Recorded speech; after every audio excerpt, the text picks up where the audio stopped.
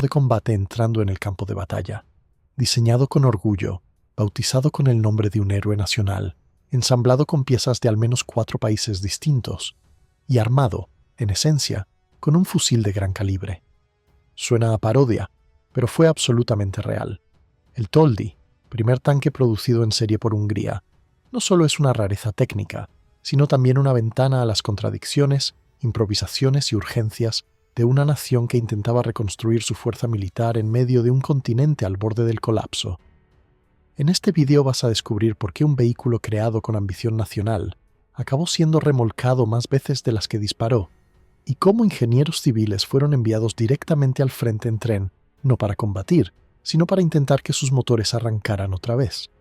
Esta no es solo una historia de metal, sino de decisiones políticas, técnicas y humanas que rozan lo absurdo. Hablaremos de un cañón completamente inútil en combate moderno, de versiones mejoradas que resultaron peores, de tanques que envejecieron más rápido que sus tripulaciones. También exploraremos el curioso vínculo entre este fallido blindado y una figura semilegendaria de la Edad Media húngara, que llevó a una nación a usar como arma principal de su tanque un diseño pensado originalmente como fusil portátil, por qué un modelo que prometía agilidad terminó inmóvil en el barro, y cómo un vehículo obsoleto fue enviado, una y otra vez, contra enemigos que lo superaban en todo. Quédate hasta el final, porque lo que comienza como una nota a pie de página en la historia militar europea termina revelando una lección sobre estrategia, tecnología y el arte de perder. Después de la Primera Guerra Mundial, Hungría no solo tuvo que enfrentar una derrota militar, sino también una pérdida territorial tan severa que marcó profundamente su identidad nacional. El Tratado de Trianon, firmado en el año 1920, le arrebató al país aproximadamente el 72% de su territorio, casi 2/3 de su población y todo acceso al mar. La respuesta del país no fue solo política, sino simbólica y emocional. Las banderas nacionales ondearon a media asta durante casi 2 décadas, y en las escuelas, cada mañana los niños no cantaban el himno, sino que rezaban por la reunificación del país. Pero las restricciones impuestas por los vencedores no se limitaban al mapa. El tratado prohibía a Hungría mantener fuerzas armadas modernas, lo que incluía explícitamente carros blindados, tanques y cualquier maquinaria con fines bélicos similares. Y como suele suceder, estas limitaciones generaron creatividad. En secreto, en el año 1920, Hungría adquirió 14 tanques ligeros modelo LK City de Alemania, que también estaba restringida por el Tratado de Versalles. Para evitar ser descubiertos por las potencias de la Entente, los húngaros desarmaron completamente los vehículos y los escondieron. No sería la única maniobra en los márgenes de la legalidad. En el año 1928, el país consiguió importar 2 tanquetas británicas, y poco después fortaleció lazos con Italia, una de las potencias vencedoras que había decidido reinterpretar las reglas. El acuerdo de amistad firmado en 1927 abrió la puerta para que Roma comenzara a suministrar armamento moderno a Budapest, violando el tratado de manera abierta pero políticamente aceptada. Para 1931, Hungría ya había incorporado 5 tanques Fiat modelo 3000B, y en el periodo comprendido entre los años 1934 y 1936, recibió más de 150 tanquetas italianas de los modelos CBI 3/33 y CBI 3/35. A pesar de las prohibiciones, el ejército húngaro estaba evolucionando a escondidas, armando las piezas de una fuerza blindada sin siquiera poder admitir oficialmente que existía. Lo irónico es que toda esta ingeniería diplomática, industrial y militar se construía sobre una base tan inestable que, llegado el momento, muchos de estos vehículos no resistirían ni siquiera el primer contacto real con el enemigo. Pero eso aún estaba por venir. ¿Quieres que continúe con la traducción del resto de capítulos al español? Mientras Europa comenzaba a deslizarse hacia otro gran conflicto, Hungría decidió abandonar cualquier pretensión de obediencia a las limitaciones del Tratado de Trianon. En el año 1938, el gobierno húngaro anunció oficialmente una ambiciosa modernización de sus fuerzas armadas. Ya no bastaba con adquirir vehículos extranjeros de forma encubierta. Era hora de desarrollar una industria nacional que pudiera producir tanques propios. Y es aquí donde aparece una figura peculiar, Miklos Straußler, un inventor húngaro que proponía soluciones no precisamente convencionales. Su propuesta para el ejército fue el tanque Ivan IV, un vehículo ligero de ruedas y orugas que evolucionaba del anterior V3. Aunque presentaba características técnicas interesantes, como una suspensión poco común y un cañón de 40 milímetros, lo cierto es que su diseño resultaba complicado. En paralelo, Hungría organizó una prueba comparativa entre 3 modelos: el mencionado V4 de Straussler, un Panzer alemán modelo IA y un modelo sueco Landsberg L60, que acababa de llegar al país. Este último tenía una propuesta muy diferente, una estructura más simple, pero con innovación clave en su suspensión, basada en barras de torsión independientes, una novedad absoluta en el mundo de los tanques. El Landsberg también mostraba un uso inteligente del diseño: placas de blindaje colocadas en ángulo y una configuración que facilitaba su futura modernización. Aunque el V4 tenía mejor armamento, la confiabilidad del modelo sueco y su potencial de mejora convencieron a los evaluadores, y así, el ejército húngaro apostó por la simplicidad escandinava. Lo interesante es que, tras perder la competencia, Straussler no se desvaneció del mapa. Se trasladó a Gran Bretaña, donde más adelante colaboraría con los aliados, desarrollando sistemas anfibios para tanques como parte del proyecto Duplex Drive, empleado incluso durante el desembarco en Normandía. El tanque sueco L60 se convirtió entonces en el molde para el primer tanque húngaro producido en serie. Su versión local fue bautizada como Toldi, en honor a Miklos Toldi, un héroe legendario de la Edad Media húngara, algo así como el equivalente nacional del mítico Ilia Muromets-Slavo. Pero transformar un diseño extranjero en un tanque nacional no era tan simple. El ejército húngaro exigió modificaciones, cambios menores en la torre y el tren de rodaje, pero lo más delicado era el armamento. El cañón original de 20 milímetros del tipo Madsen era técnicamente adecuado, pero costoso y complicado de producir localmente. Después de explorar varias alternativas, se optó por un fusil antitanque semiautomático de 20 milímetros, fabricado por la firma suiza Solothurn, cuyo diseño en realidad provenía de una empresa alemana que había evitado las restricciones del Tratado de Versalles, montando su producción fuera del país. Este arma tenía una cadencia práctica de 15 a 20 disparos por minuto y una penetración que, en papel, podía lidiar con blindajes ligeros. Combinado con un sistema de observación óptica de origen alemán y un motor también germano de 155 caballos, el Toldi prometía, al menos sobre el papel, ser un tanque ligero ágil, bien equipado y adecuado para el terreno europeo. Su velocidad máxima era de 50 km por hora, su autonomía de más de 200 km y su tripulación de 3 personas disponía de un interior ventilado y razonablemente cómodo. Pero como suele ocurrir con los planes sobre el papel, el choque con la realidad estaba a punto de llegar. Aunque el diseño del Toldi ya estaba definido, su producción no arrancó sin obstáculos. El gobierno húngaro entregó el pedido inicial de 80 unidades a fines del año 1938, pero las fábricas Mabag y Gans, los 2 gigantes industriales encargados de construir el tanque, rechazaron la oferta, argumentando que el precio fijado por el ejército era demasiado bajo. La tensión fue tal que, durante meses, el proyecto quedó congelado por una discusión que hoy resulta casi absurda.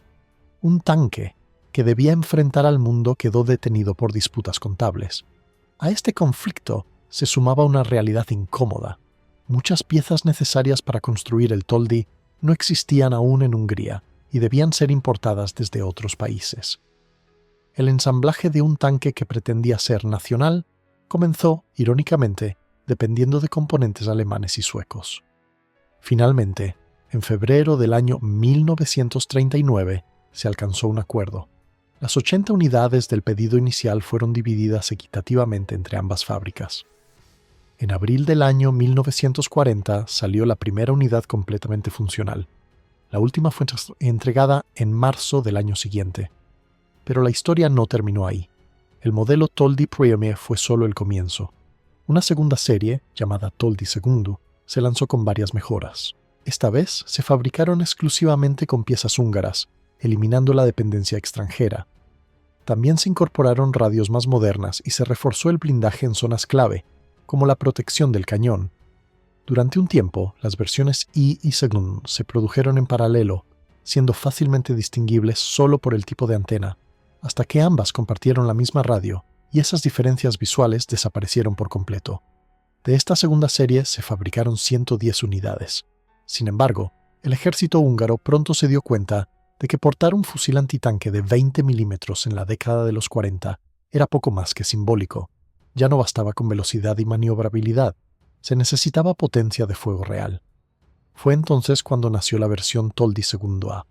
80 de los Toldi originales fueron modificados para incorporar un cañón de 40 milímetros, derivado del utilizado en el tanque medio Turán. Se trataba de un diseño local, más corto que el original, y con un freno de boca para reducir el retroceso. También se reforzó la armadura y se añadió un compartimento trasero en la torre para almacenar munición. La transformación visual era evidente. Los Toldi II-A no solo eran más pesados, alcanzaban ahora más de 9 toneladas, sino que comenzaban a parecerse más a un tanque serio, al menos en apariencia. Algunos incluso fueron equipados experimentalmente con blindaje adicional en forma de pantallas metálicas de 5 milímetros para resistir impactos de armas ligeras. El Toldi aún tenía una última mutación reservada para más adelante, pero incluso con estas adaptaciones la pregunta flotaba en el aire. ¿Podía este tanque realmente enfrentar lo que venía en el frente oriental? La versión final del Toldi apareció con el nombre de Toldi Thrust, también conocida como Modelo 43M. Aunque en papel prometía una mejora decisiva, en la práctica llegó demasiado tarde y en cantidades insignificantes. La armadura frontal de la torre y del casco fue aumentada hasta alcanzar los 35 milímetros, un salto notable comparado con sus predecesores. El compartimento trasero de la torre fue ampliado, permitiendo almacenar hasta 87 proyectiles, lo cual parecía indicar un intento serio de prolongar su presencia en el campo de batalla. Pero este esfuerzo parecía más bien un suspiro desesperado que una verdadera evolución. A pesar de las mejoras, la protección lateral seguía siendo delgada, y el blindaje seguía sin ser rival para los proyectiles más comunes en el frente oriental. El concepto de agregar pantallas metálicas adicionales fue probado nuevamente, como en la versión IA, pero no ofrecía defensa real contra artillería pesada o ataques frontales. El plan era fabricar más unidades de este modelo reforzado, pero el contexto industrial ya no lo permitía. La decisión final fue concentrar la producción en el tanque medio Turán, que, aunque tampoco era ideal, al menos ofrecía mejores probabilidades de supervivencia. Existen registros contradictorios. Algunos afirman que solo se fabricaron 3 unidades del Toldi III en el año 1943. Otros sugieren que en el año siguiente se completaron hasta 9 más, aunque no hay certeza de que todas estuvieran listas para entrar en combate. La industria húngara, ya debilitada, recibió un golpe decisivo el 2 de julio del año 1944, cuando un ataque aéreo sobre Budapest destruyó parcialmente las instalaciones de la fábrica Ganz, una de las principales encargadas de la producción. Fue el cierre simbólico de una línea de desarrollo que, en otro contexto, quizás hubiera florecido. Incluso si ese bombardeo no hubiera ocurrido, el Toldi III habría llegado demasiado tarde. Para el año 1943, cualquier tanque armado con un cañón de 40 milímetros y blindaje moderado estaba condenado a ser superado en todos los frentes. Sus posibilidades reales de supervivencia eran mínimas frente a máquinas como el T-34 soviético o los cazacarros móviles que poblaban los campos de batalla. Los ingenieros húngaros hicieron lo que pudieron, pero las ruedas de la historia avanzaban más rápido que sus proyectos. La producción del Toldi comenzó con conflictos, no con acero. Los dos fabricantes principales, Ganz y Mabag, recibieron el encargo de producir 80 unidades a finales del año 1938. Pero en lugar de poner en marcha las líneas de ensamblaje, iniciaron una disputa por el precio establecido por el ejército. No querían trabajar por menos de lo que consideraban justo, y durante meses el proyecto permaneció en el limbo. Solo en febrero del año 1939 se alcanzó un compromiso: 40 tanques para cada fábrica. Las primeras unidades salieron finalmente en abril del año 1940. El último de esa serie inicial fue terminado en marzo del año siguiente. Estas versiones, conocidas más tarde como Toldi Pilmspree, aún dependían en parte de componentes alemanes. Sin embargo, la siguiente fase buscó reducir esa dependencia. Así nació el Toldi II, una versión mejorada que utilizaba piezas exclusivamente húngaras y presentaba una radio modernizada junto con un aumento en el blindaje de la máscara del cañón. Las diferencias externas eran sutiles, pero se podían distinguir por la forma de las antenas, al menos hasta que los Toldi Prini también fueron reacondicionados con radios nuevas. En total, se fabricaron 110 unidades. De ellas, 80 fueron posteriormente transformadas en una versión más armada y blindada, el Toldi II-A. Esta variante reemplazó el cañón antitanque de 20 mm por una pieza de 40 mm, basada en el diseño del arma principal del tanque mediano Turán. El número de proyectiles transportados era más reducido, solo 55, pero la potencia de fuego era significativamente superior. También se reforzó el blindaje y se rediseñó la torre, que recibió un contenedor externo para almacenar equipamiento adicional. Con estos cambios el peso del tanque aumentó hasta alcanzar las 9,5 toneladas. En un intento adicional por mejorar la protección, algunas unidades fueron equipadas con pantallas blindadas de 5 mm en los laterales y la torre. Aunque estas modificaciones ofrecían cierta defensa contra rifles antitanque de infantería, eran inútiles frente a armas de mayor calibre. El Toldi, a pesar de sus transformaciones, seguía siendo un tanque ligero en un campo de batalla cada vez más hostil, y su evolución parecía una carrera contra un enemigo que siempre iba un paso adelante. El debut del Toldi en combate ocurrió en abril del año 1941, durante la intervención húngara en Yugoslavia. A pesar de haber firmado meses antes un tratado de amistad con Belgrado, Hungría movilizó 3 brigadas, 2 motorizadas y una de caballería, cada una con una compañía equipada con 18 Toldi. Fue un inicio casi ceremonial, sin apenas resistencia, donde el tanque húngaro aún no había sido puesto verdaderamente a prueba. La verdadera evaluación comenzó en junio de ese mismo año, cuando 81 Toldi fueron desplegados en el frente oriental como parte del cuerpo móvil húngaro en la ofensiva hacia la Unión Soviética. Junto a ellos marchaban vehículos blindados Shaba y tanquetas italianas. El terreno era duro, las distancias largas y los desafíos mecánicos constantes. A los pocos meses, en octubre, se enviaron 14 unidades más, aunque 2 de ellas regresaron inmediatamente a fábrica tras averiarse durante el transporte ferroviario. Inicialmente, los Toldi se comportaron con cierta eficacia, especialmente contra tanques soviéticos ligeros como el T-26 o los Betty. El arma principal, el fusil antitanque de 20 mm, aún podía perforar blindajes ligeros a corta distancia. Pero el año 1941 fue también el punto de quiebre.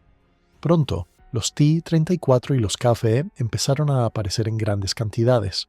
Contra ellos, el Toldi era simplemente irrelevante.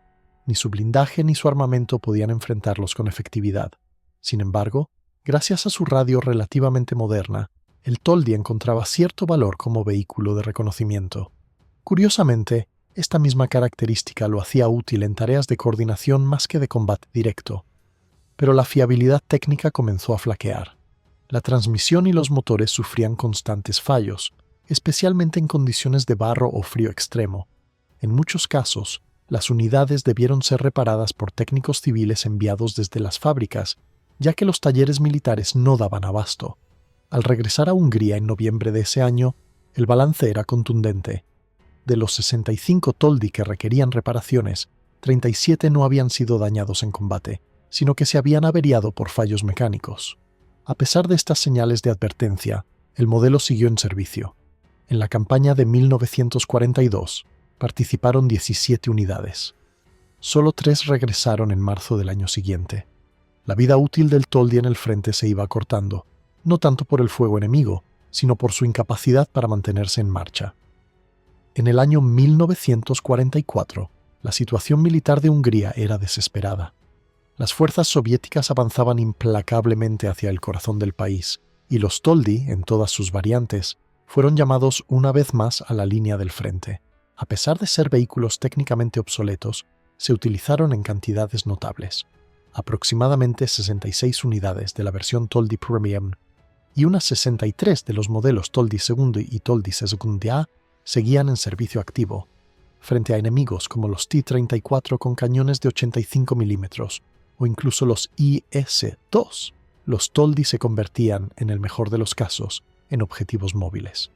Sus 20 mm ya no eran una amenaza, ni siquiera para los tanques soviéticos más ligeros, mientras que su delgado blindaje apenas podía resistir el impacto de armas antitanque portátiles, mucho menos el de proyectiles de artillería. Algunas unidades recibieron modificaciones improvisadas, como pantallas blindadas adicionales de 5 mm en los laterales, pero estos intentos no podían compensar el desfase tecnológico. Las unidades de Toldi fueron empleadas principalmente en tareas de patrullaje, defensa local y, en última instancia, como una última línea de resistencia ante la falta de opciones. En junio de ese mismo año, todavía se encontraban más de 120 toldi registrados en las fuerzas húngaras, aunque gran parte de ellos estaban dañados, fuera de servicio o esperando piezas de repuesto que ya no llegaban. Cuando la segunda división acorazada quedó atrapada durante la defensa de Budapest, contaba aún con 16 toldi. Todos fueron destruidos o capturados durante los intensos combates urbanos que siguieron. Algunas unidades sobrevivientes intentaron replegarse o fueron usadas en escaramuzas finales en el año 1945, pero sus días estaban contados. Paradójicamente, mientras los toldi eran pulverizados en el frente oriental, su modelo de base, el sueco L-60, seguía en servicio en otros países, incluso hasta el siglo XXI en algunas versiones muy modificadas. Sin embargo, en el contexto húngaro, el toldi se convirtió en un triste símbolo de lo que pudo ser y no fue. Un tanque bien intencionado, pero que luchó en el lugar equivocado, en el momento más implacable de la historia.